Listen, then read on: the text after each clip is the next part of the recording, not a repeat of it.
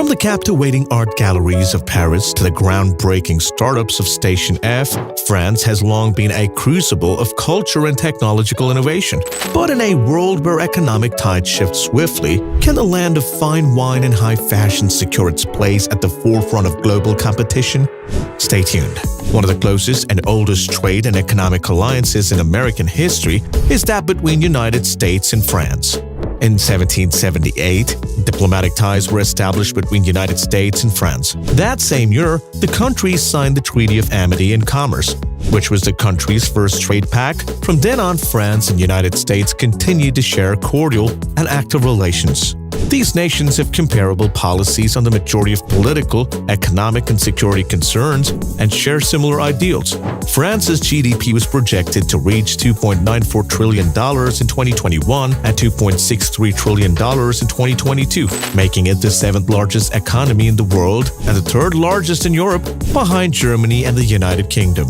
Despite a recent downturn, it still has a robust manufacturing sector and abundant agricultural resources. The majority of new jobs created in recent years have come from the dynamic services sector, now which contributes to a growing portion of economic activities. As evidence of its standing as a major actor in the world economy, France founded the G20, hosted the OECD, and is a member of the G7, the European Union, and the World Trade Organization. Imagine you went to a supermarket late at night, it was about to close, and you needed to have some urgent supplies. But to your surprise, you got everything cheaper. So, you decide to ask the owner about this, and he told you that they were not allowed to throw any food on that day. Hence, they gave that to you. Interesting, isn't it?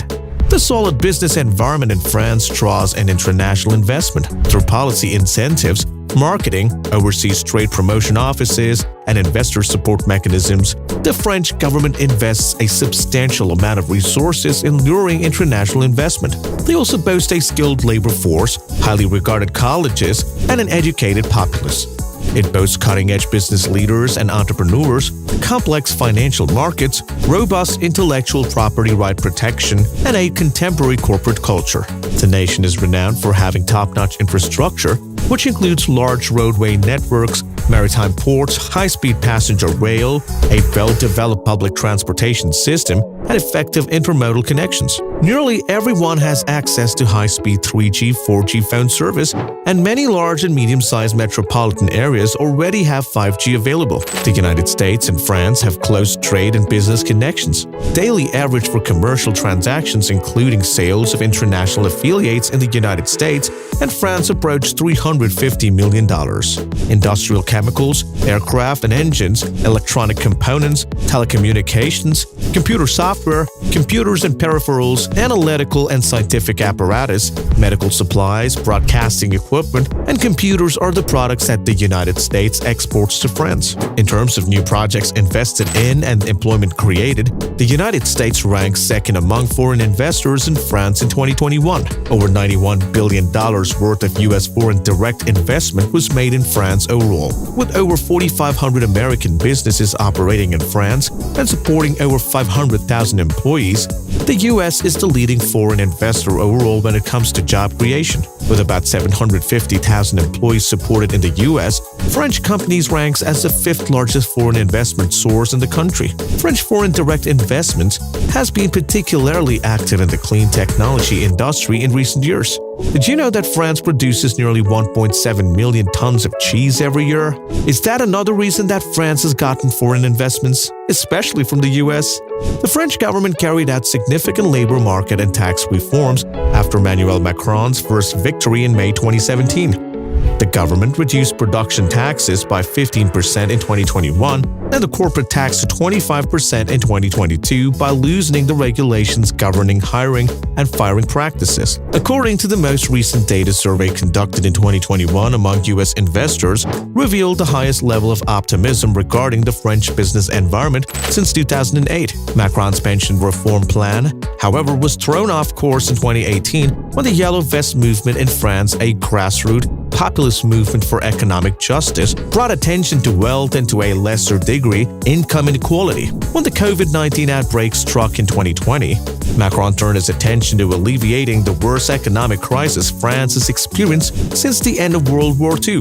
The economy dropped by 8.3% in 2020 over the previous years, but in 2021, economic growth reached 7% thanks to unprecedented government support for people and businesses. The $110 billion France Reliance Plan, of which more than half was devoted to assisting businesses, was the cornerstone fiscal package of the administration. The French economy was remarkably resilient in the face of both the 2022 energy crisis and the COVID-19 pandemic. In comparison to Germany, France has improved its business environment, increased its competitiveness, and drawn in more than twice as much foreign direct investment in the last 2 years. In contrast, Germany's dwindling competitiveness has made it necessary for it to rely heavily on subsidies in order to draw in foreign capital and sustain its industries. As a result, the German GDP is predicted to shrink in 2023 and then expand very little in 2024, whereas France is predicted to grow by 1% in 2023. Hence, the facts are pointing out that the French economy is getting stronger. Moreover, chances are very high that they will become competitive on the international scale. There are 3 primary reasons for this divergent paths. First, President Emmanuel Macron can swiftly enact new policies and establish clear priorities thanks to the French presidential system. Moreover, Macron has been able to accomplish a number of substantial reforms, such as steady drops in unemployment, by streamlining current rules, pursuing major reforms of France's labor market and pension system, and setting ambitious targets for industrial policy. Germany is now experiencing a political impasse. The Social Democratic Party of Chancellor Olaf Scholz, the Green Party, and the Free Democrats, known together as the Traffic Light Coalition, are in disarray. Deep ideological divides have resulted in a political deadlock that threatened to bring the nation to a complete standstill, as evidenced by the government's contentious battle to approve its budget for 2024. The ways in which France and Germany pursue economic openness differ significantly from one another. Since exports currently make almost half of Germany's total economic output, the country's post-war economic model has been largely dependent on them. This model has been influenced by monetary policies based on a strong Deutsche Mark prior to the euro, as well as political pressures and preferences for foreign policy. Furthermore, traditionally, Germany's fiscal and economic policies have benefited the industrial sector, which includes everything from chemicals and mechanical engineering to autos.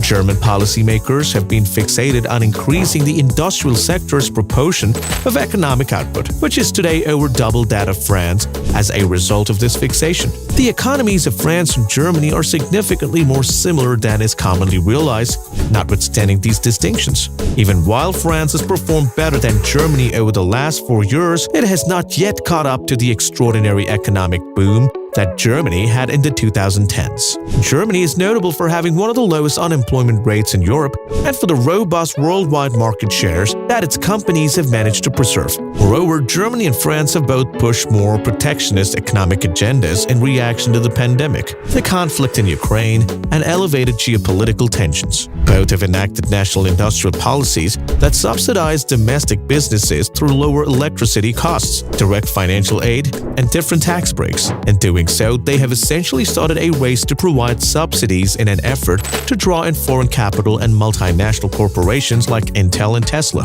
As we've explored the intricate tapestry of France's economy, from its robust industries to its unique challenges, one thing remains crystal clear. The potential for France to not only compete, but thrive on the international stage is immense. Hit the subscribe button, ring that bell, and let your voice be heard by liking the video and sharing your perspectives in the comments below.